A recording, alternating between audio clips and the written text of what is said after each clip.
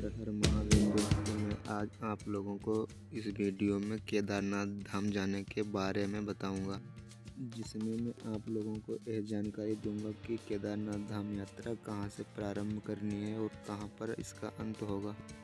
केदारनाथ में रुकने की क्या व्यवस्था होती है, केदारनाथ यात्रा में खाने पीने की क्या व्यवस्था है, साथ ही साथ जो 16 से 18 किलोमीटर की ट्रैक है, इस ट्रैक से जाने के लिए क्या क्या सुविधा मिलेगी, खाने की क्या व्यवस्था होती है और ठहरने की क्या व्यवस्था होती है, जिसकी संपूर्ण जानकारी मैं इस वीडियो में आप तक पहुंचाने की कोशिश करूंगा। चलिए यात्रा को प्रारंभ करते हैं।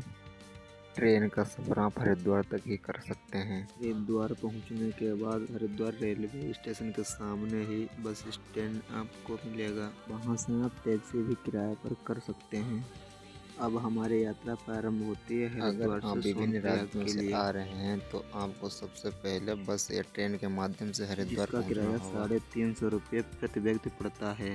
हरिद्वार से सोनप्रयाग तक लगभग 8 से 9 घंटे का समय लग जाएगा। बस या टैक्सी से आप केवल सोनप्रयाग तक ही जा सकते हैं। दोस्तों, अगर वहां आप रुकना चाहते हैं तो वहां के होटलों का किराया 800 से 900 रुपये तक लगेगा। मई और जून में जाते हैं तो इसके रेट बढ़ भी सकते हैं। अब हमारी यात्रा प्रारंभ होती है सोनप्रयाग से गौरीकुंड के लिए, जिसकी दूरी लगभग 5 किलोमीटर है। गौरीकुंड पहुंचने के लिए आपको टैक्सी की आवश्यकता होगी, जिसका किराया 30 रुपये, और आप घोड़े खच्चर भी कर सकते हैं। घोड़े खच्चर सीधे केदारनाथ धाम तक जाते हैं, जिसका किराया लगभग 3000 रुपये पड़ता है।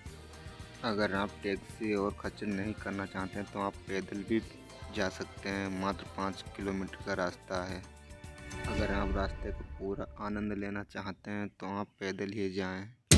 गौरीकुंड पहुंचने के बाद वहां गौरी माता का मंदिर है, वहां भी आप दर्शन कर सकते हैं। दोस्तों, अगर आप गौरीकुंड में चाय नाश्ता करना चाहते हैं तो वहां उसकी व्यवस्था होती है। लंच की भी वहां व्यवस्था होती है। अगर आप वहां दोपहर में पहुंचते हैं तो आप खाना भी खा सकते हैं, वहां खाने की भी व्यवस्था होती है। दोस्तों, आप गौरीकुंड अगर प्राइवेट टैक्सी से आते हैं तो वहाँ भी आपको खच्चर मिलते हैं। यहाँ से खच्चर का किराया 2300 रुपये पड़ता है, जबकि सोनप्रयाग से इसका किराया 3000 रुपये था। दोस्तों, गौरीकुंड से आप पिट्ठू भी कर सकते हैं, जिसका किराया 5 से 6000 रुपये प्रति व्यक्ति पड़ेगा, केवल एक बार केदारनाथ धाम पहुँचाने तक का। दोस्तों, अब हम प्रारंभ करते हैं अपनी पैदल यात्रा, यानी कि 16 किलोमीटर की ये यात्रा, जो कि गौरीकुंड से केदारनाथ धाम तक का है। दोस्तों, अगर आप पैदल यात्रा करना चाहते हैं तो आपको लाठी का सहारा जरूर लेना पड़ेगा, जो कि वहाँ दुकानों पर आराम से मिल जाती हैं, जिसका किराया 30 रुपये है, जो कि गौरीकुंड के शॉप पर आराम से आपको मिल जाएगा। आप एक लाठी जरूर खरीद लीजिए, जिससे आपकी पैदल यात्रा में आपकी मदद हो जाएगी। लाठी की मदद से जो आप चढ़ाई करेंगे, जिसमें आपको सहूलियत हो जाएगी। दोस्तों, आपको पैदल यात्रा करते समय काफ़ी प्राकृतिक सौंदर्य दिखेगा। वहाँ पर आपको बर्फ़ के ग्लेशियर देखने को मिलेंगे और साथ ही साथ आपको वहाँ का सुंदर नज़ारा देखने को मिलेगा। अगर आप फ़ोटो शूट में इंटरेस्ट रखते हैं तो आप 16 किलोमीटर की यात्रा का संपूर्ण आनंद ले सकते हैं। दोस्तों, अगर आप रास्ते में चलते हैं तो आपको वहाँ तंबू ला के बहुत सारे चाय स्टॉल मिल जाएंगे, जहाँ आप ब्रेकफास्ट कर सकते हैं, चाय नाश्ता इत्यादि आप कर सकते हैं।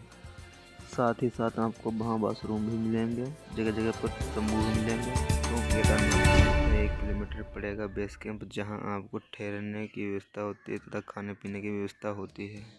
बेस कैंप में बहुत सारे टेंट लगे होते हैं। टेंट में कुल 10 बिस्तर होते हैं। 300 रुपये प्रति डे प्रति व्यक्ति के हिसाब से किराया पड़ता है। दोस्तों, अगर आप बेस कैंप 5-6 बजे पहुँच जाते हैं तो आप वहाँ अपना सामान रख दीजिए और केदारनाथ दर्शन के लिए निकल जाइए। और आप केदारनाथ स्वामी के दर्शन करने निकल जाइए, क्योंकि मंदिर का जो क्लोजिंग समय है वो 9 बजे है।